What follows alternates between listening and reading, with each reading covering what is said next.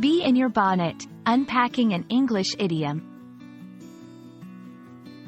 Hello everyone, in today's video, we're going to explore a fascinating English phrase, be in your bonnet. This idiom is commonly used in English-speaking countries, and understanding it can enrich your language skills and cultural knowledge. So, let's dive into the world of idioms and find out what it means to have a bee in your bonnet.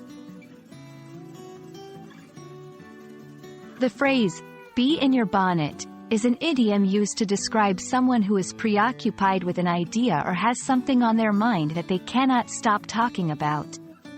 It conjures the image of a bee buzzing around in one's hat, making it impossible to focus on anything else. This idiom is often used in a playful or humorous context. The origin of bee in your bonnet dates back to the 16th century. It's believed to originate from the old custom of ladies wearing bonnets, where a bee trapped in such a hat would cause quite a commotion. This imagery effectively represents someone who is agitated or obsessed with an idea, as if they have a buzzing bee in their head. To use "be in your bonnet" in conversation, it's important to contextualize it correctly. It is best used in informal settings and can describe either a temporary fixation or a long-term obsession.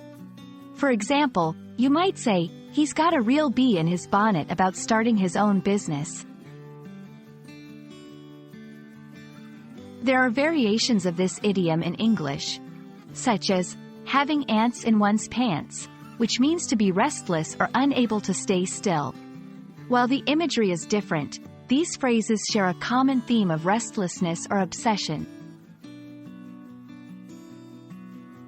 That's all for today's video on the idiom, be in your bonnet.